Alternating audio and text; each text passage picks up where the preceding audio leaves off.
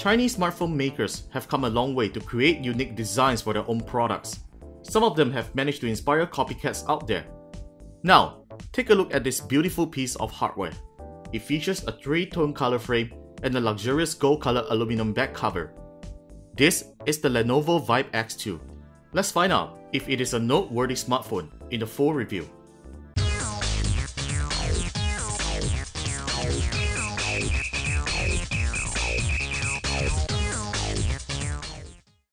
All this while, Lenovo has been announcing a plethora of smartphones and tablets. A product with the VIBE branding can be considered as the company's flagship products.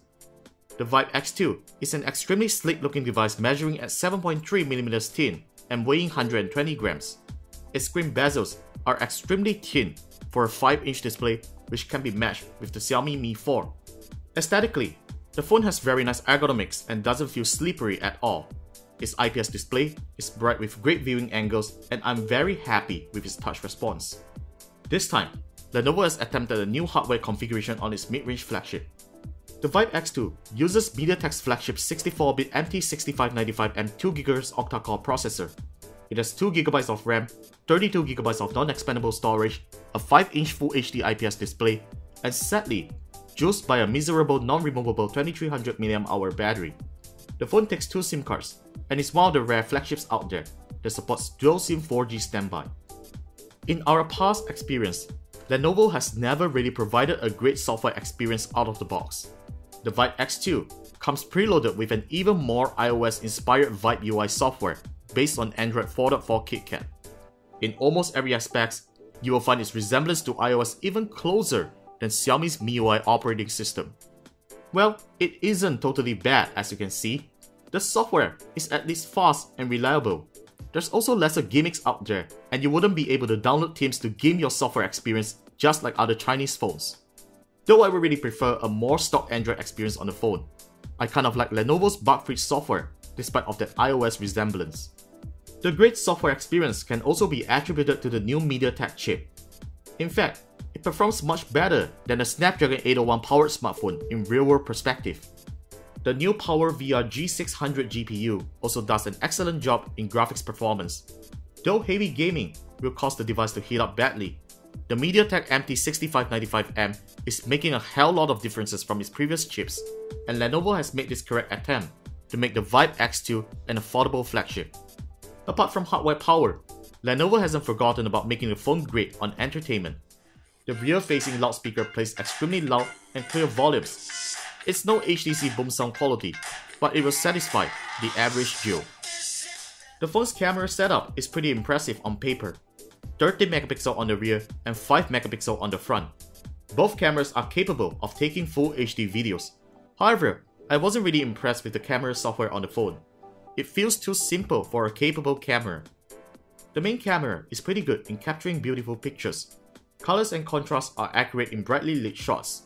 However, when it comes to low light, the camera tends to struggle with focus and takes blurry shots if your hands aren't steady enough. The front camera takes amazing high-resolution selfies, and you will definitely look good with the beauty effect. Video recording quality is acceptable with sharp details and audible sound quality, though the continuous autofocus can be a little annoying. The VIBE X2 demonstrates very respectable benchmark results and has even exceeded some Snapdragon 801 powered devices, which in fact makes a lot of sense in the real world. Battery life is sadly the disappointing feature of the phone, which we can't understand why Lenovo has packed such a small sized battery that only gives us close to 13 hours of standby time with 2 hours of active use. The phone does however feature an ultra power saving mode, which could extend your battery life if you ever run low on juice. Last but not the least, 4G LTE network works great over Maxis and Cellcom LTE with no drop calls and consistent data speeds. The VIBE X2 is a phone that you will need some time to love. Though its design should be attractive enough to make me want to own one personally, there are compromises that the user has to deal with.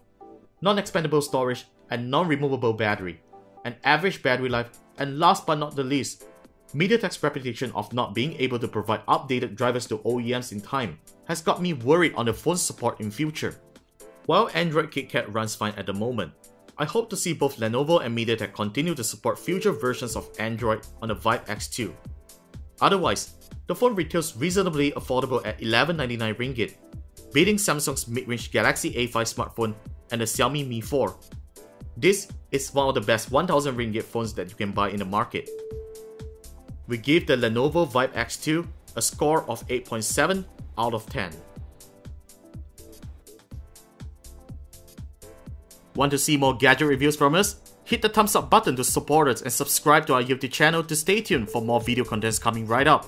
Follow us on social networks, Facebook, Google+, Instagram, and Twitter at KLGadgetGuy. My name is Warren, and I shall see you again in our next video.